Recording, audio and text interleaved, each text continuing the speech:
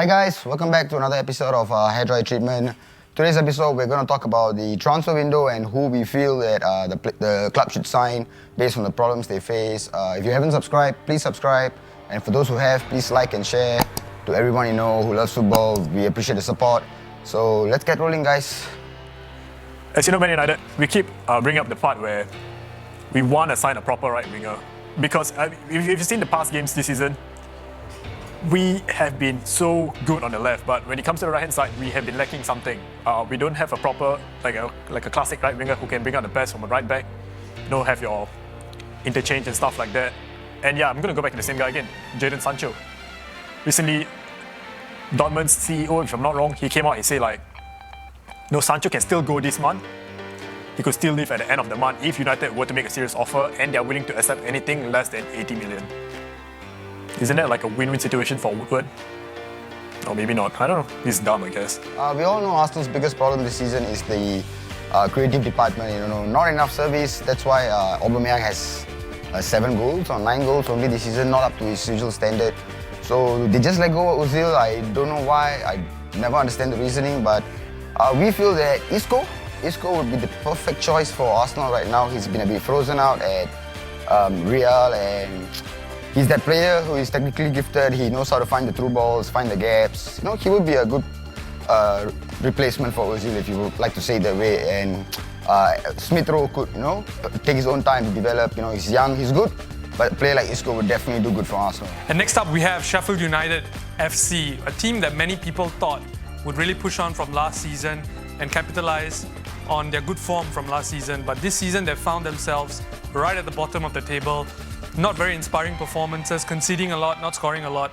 And that's the reason why we've actually gone for a player called Ivan Toney from Brentford. I believe he's 24 years old, banging in the goals in the Championship.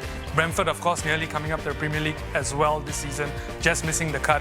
So we feel, based on what we've seen, based on what we've researched on him this season, he's a very physical player, fits the Sheffield mold, gets in, hustles against opposition defenders, and he would really be a potential good signing for Sheffield United and may very at the least keep them in the league.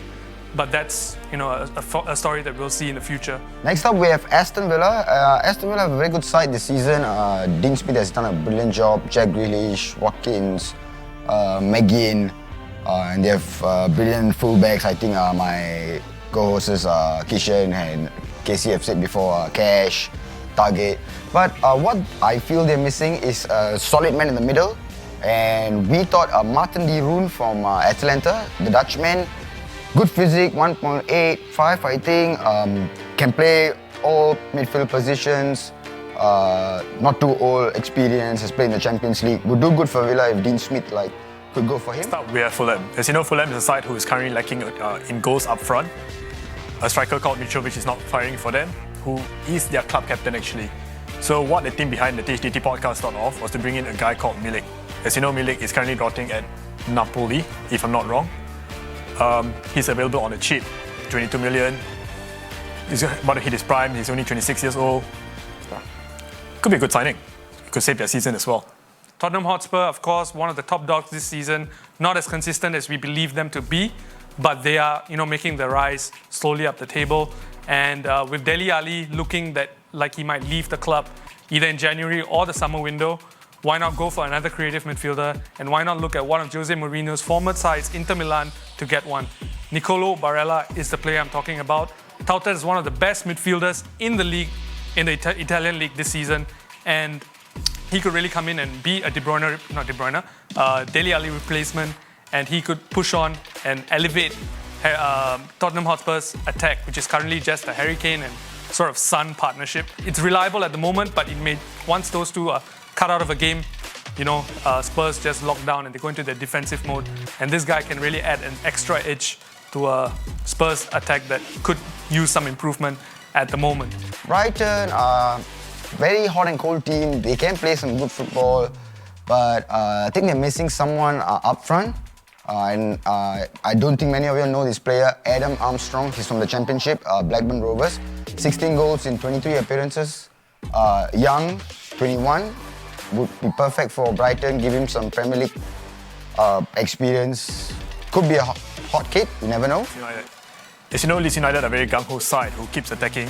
No matter who they play, they could be playing like the bottom team or they could be playing like United or Liverpool.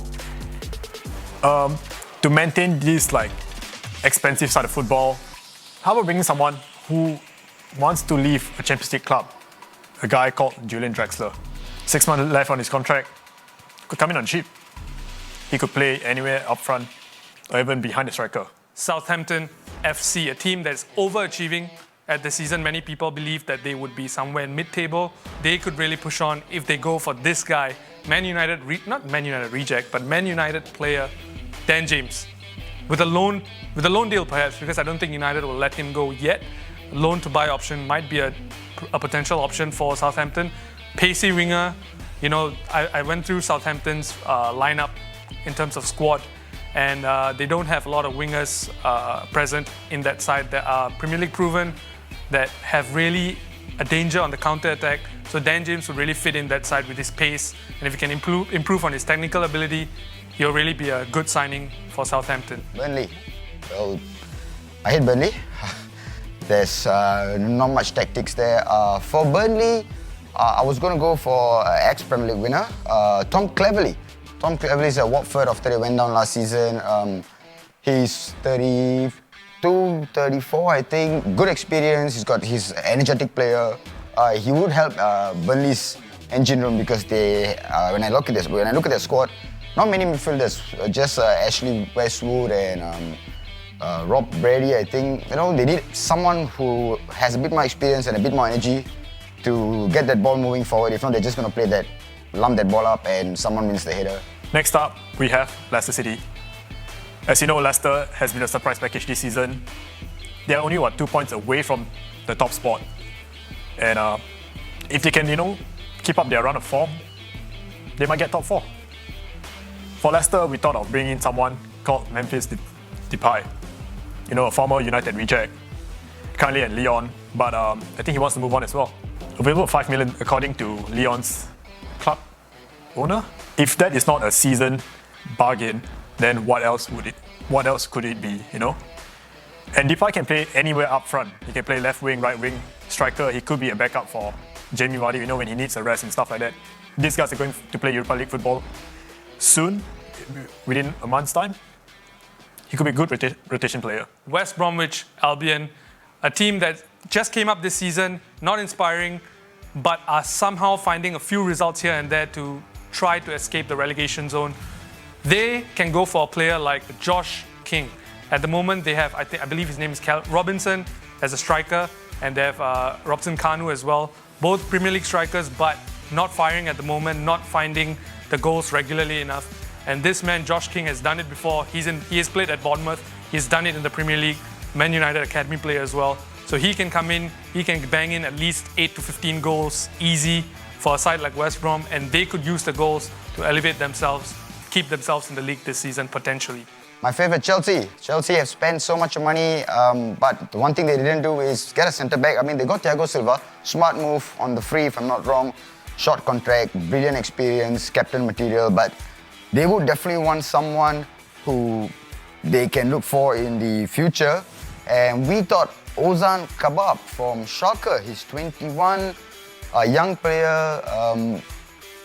In all honesty, I don't know who Chelsea can buy. They spend so much, but Casey always says they are top heavy, so they need to get someone at the back who they can nurture, get in a good young player, let Thiago Silva develop him, and then Chelsea could, fight for the title in maybe a season or two when everything clicks for them. As you know, Liverpool Football Club have been suffering at the back. All their centre-backs are gone. Earlier we mentioned the likes of Garay might come in and fix their problems in a short-term solution. How about going for someone called Milan Skriniar? Solid on the ball, he's rough, about to hit his prime. I think he's about 25, 26. He could be a really good defensive partner for Van Dijk when he comes back. He could be a long-term signing for them as well. No one's in for him, so why not go for him? Another team that is looking good this season under David Moyes. He's done a very good job at this team, coming in after his multiple failed jobs before, but he's got a system running. He's got players like Bowen, Fornals, players like that to really elevate West Ham. But what they really need at the moment is a new striker, because Sebastian Haller has left to Ajax for about 25 million pounds. And he can really, David Moyes, that could really bring in another striker, none other than Ben Yedder. Yes, Ben Yedder. I'm a United fan. I hate this guy to my core because he just manages to score against us all the time in the Champions League. 30 years old this season, and he could come in and be a stopgap because Mikel Antonio is there, yes. He could be a partner to that, or he could be a replacement in case Antonio gets injured. But either way, Ben Yedder is a quality player who can bring a lot to this West Ham side, could elevate them, maybe challenge for a European spot next season. Not the best season for Roy Hodgson so far, getting trounced 7-0. They got trounced 4-0 last night. Villa beat them 3-0, so I think we know what's the problem, the defense. And there's this Ezekiel Gary who has been actually linked to Liverpool too because he's been a free agent since last June, I think. But I don't see that happening, and Palace would actually benefit from someone like Gary because 34, lots of experience, played at the top division, La Liga for many years, so on the free, why not? Could save their season. I mean, they have decent players like Ize, Wilfred Zaha, of course, Benteke, even Batshuayi. In the midfield, they have a lot of runners, a lot of Hartman, Milojevic, Armstrong and all. So I think a centre-back would do great for Palace. They could come up. You know, always stuff going to Selhurst Park. As you know, Man City currently they don't have any strikers up front. Aguero has been getting injured throughout the whole season. Jesus has been misfiring here and there. They keep playing the likes of Sterling, Ferran Torres as the false nine. You know what? How about calling back someone who has been a threat in the Premier League before? Someone the likes of Diego Costa. He doesn't have a club at the moment. He could benefit from the balls from like De Bruyne, Bernardo Silva, Foden. They could actually, having a guy like him up front could push City up the table by so much more. They could be trashing teams 5-6-0. He could be getting like hat-tricks and stuff like that. It's inevitable. Wolverhampton Wanderers as well. Very similar to Sheffield's case from last season. Very good team last season. Managed to put themselves up there with the big boys. Got some wins against the big boys. Some good results. But this season has been a different tale altogether. Maybe the lack of fans has impacted that. But Wolverhampton Wanderers find themselves at the bottom half of the table. And they are currently struggling against a lot of sides. Defensively, the Cody-Bowley partnership is not exactly working out for them this season. They have been a bit figured out in that department. But what they can do is sign a replacement or sign backup in that position. They can go for Ruben Semedo, a Portuguese international. As we all know, it's a little running joke that the Wolves is a Portuguese B team. And this could be a player that they go for because he's solid, he's in his 20s. He can come in, be the tall, towering, commanding figure at the back that Wolves so badly need because they're conceding a lot of goals. They're good up front, they got Neto, they got Podence. And you know, these are the players they need at the back to sort of elevate them up the table, make them challenge again, make them go for European football because with the quality that Wolves have, they need to go for these type of positions, these type of players to really make a statement in this league this season. Moving on, we go to Everton. Everton this season spent, I won't say a lot, but they've got a few good additions. We've spoken about this in our previous episodes. You know, they have Yerry Mina, they have Michael Keane, they have Allen, James Rodriguez. But I think the big problem for Everton is the service from the flanks. There's Richarlison, they spent 40 million on Iwobi, which I find was a poor buy, you know. Iwobi is not that proven, not worth their money. They have Yannick Bolasie, who has been there for a while, hasn't really picked up the kind of form that he had when he was at Crystal Palace. So I think the main position for Carlo Ancelotti is that he needs to fix that winger part because once he gets wingers putting balls, he's got Calvert-Lewin, who's been firing for a while. Cech Touzan, big figure, can get on headers. He's got Sigurdsson, who's also a good header of the ball. So our opinion is that Everton should get Ismaila Sarr. Everyone knows him as the guy who broke the invisible run for Liverpool. Young player, full of energy, full of tricks. Had a good, decent season last season.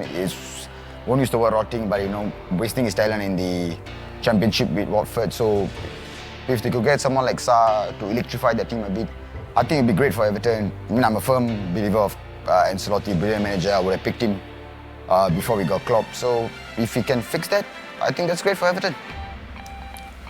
Newcastle United are a side whose a bit hot and cold at the start of the season, but I think ever since December hit, they have been on a downward spiral. I wouldn't put everything on Steve Bruce. I think he has done a decent job. The squad has been misfiring though, and I think recently he came out, he did say like there's been some sort of like clash between squad and manager, like they're not following his tactics and stuff like that.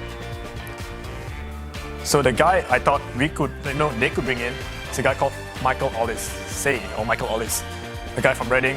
He's a youngster who plays behind the striker. He's a cam. He's an exciting prospect. Why we thought of bringing a guy like him to the Premier League is because we've seen a guy called Eze prospering right now. He made a jump for QPR. I think roughly around the same age, maybe 1 or 2 years slightly older. But who knows? I mean, if you're good enough, you can slot in easily. So that's that for the Hairdry Treatments transfer window video. We hope you enjoyed, and we want to hear more comments about who do you think your club should sign this window to improve their fortunes this season from now till the end, which is just a couple of months.